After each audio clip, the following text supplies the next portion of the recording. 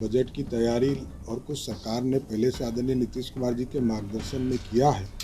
आगे और इसको अच्छे से कैसे प्रस्तुत किया जा सकता है उसको करेंगे। और बिहार आंतरिक संसाधन कम रहने के बावजूद भी कैसे मजबूती से बिहार खड़ा हो इसकी चिंता करते रहे कि आज भी जो हमारा बजट है इसमें हमारी हिस्सेदारी कम रहती है, लेकिन भारत सरकार के द्वारा जो टैक्स वसूलने के बाद इनकम टैक्स के माध्यम से हमको जो प्राप्त होता है ये एक बड़ा बजट होता है। लगभग 2,61,000 करोड़ का बजट है। गरीब कल्याण ही मकसद है, चाहे प्रधानमंत्री जी का आपने देखा हो या मुख्यमंत्री जी। कल ही मुख्यमंत्री जी के द्वारा उद्यमी योजना, लोग कहते थे 10 लाख नौकरी, अब तो 94 लाख लोगों को रोजगार देने का टारगेट हम लोगों की सरकार ने लिया है। नमस्कार, आप देखना शुरू कर चुके हैं फर्स्ट लुक बिहार। मैं सिजल आपके साथ। बिहार में एनडीए की सरकार बन चुकी है और मंत्रियों के बीच विभागों का बंटवारा भी किया जा चुका है।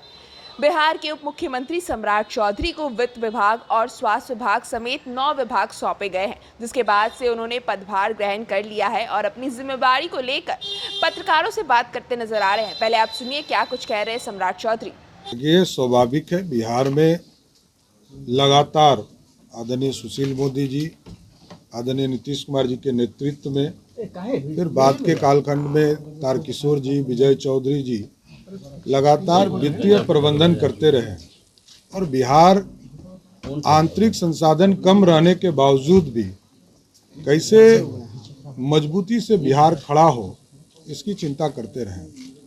आगे भी हम लोगों के लिए यही बड़ी चुनौती होगी कि हम अपने संसाधन को कैसे बढ़ाएं और भारत सरकार का सहयोग लेकर, क्योंकि आज भी जो हमारा बजट है इसमें हमारी हिस्सेदारी कम रहती है, लेकिन भारत सरकार के द्वारा जो टैक्स वसूलने के बाद इनकम टैक्स के माध्यम से हमको जो प्राप्त होता है ये एक बड़ा बजट होता है। लगभग 2,61,000 करोड़ का बजट है।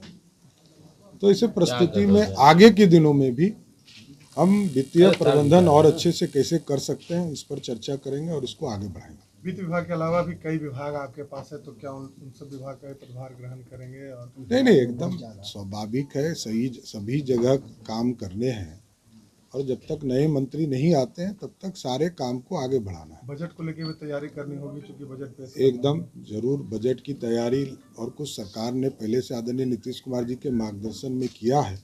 आगे और इसको अच्छे से कैसे प्रस्तुत किया जा सकता है उसको करेंगे। स्वास्थ्य व्यवस्था को लेकर क्या कुछ पहल होगी आपकी ओर से? स्वास्थ्य विभाग भी आपके अंदर है?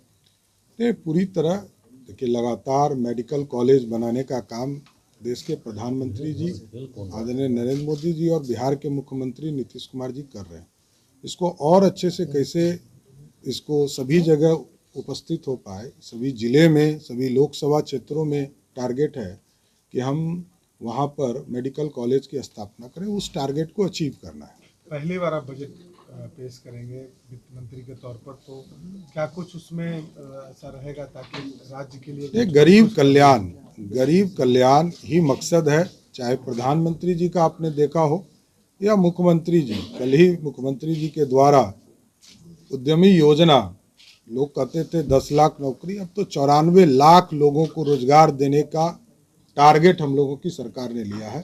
94 लाख लोगों को हम सीधे रोजगार देने का काम करेंगे। फ्लोर टेस्ट के दिन कोई उथल पुथल होगी नीतीश कुमार? देखिए, हमारे 2 पार्टी के पास एब्सोल्यूट मेजॉरिटी है और तीसरा पार्टी के तौर पर आदरणीय मांझी जी का समर्थन प्राप्त है।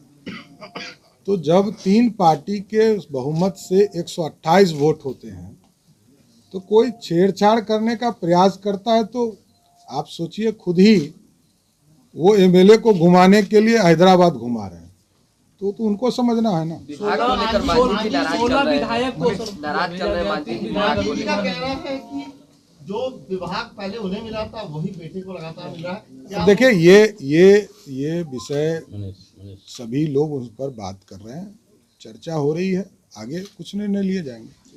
जैसा कि आपने सुना किस तरह से सम्राट चौधरी वित्त विभाग की बजट पर चर्चा करते नजर आ रहे हैं। इसके साथ साथ किस तरह से वह प्रबंधन करेंगे सारे विभागों का, इस पर भी बात की है उन्होंने। साथ ही साथ स्वास्थ्य विभाग में मेडिकल कॉलेज का जो टारगेट है उसको पूरा करने का जिक्र किया है। इन सब के बीच जो जीतन राम मांझी ने अपने विभागों से असंतुष्टि दिखाई है, उस पर भी बोले हैं कि उनसे बात चल रही है, इस पर चर्चा हो रही है, जल्दी इसको लेकर कोई निर्णय लिया जाएगा। तो आपने सुना क्या कुछ कहा सम्राट चौधरी ने। तो इस खबर में बस इतना ही, और खबरों के लिए बने रहिए हमारे साथ। हमारे फेसबुक चैनल को लाइक कीजिए, हमारे यूट्यूब चैनल को सब्सक्राइब कीजिए। धन्यवाद।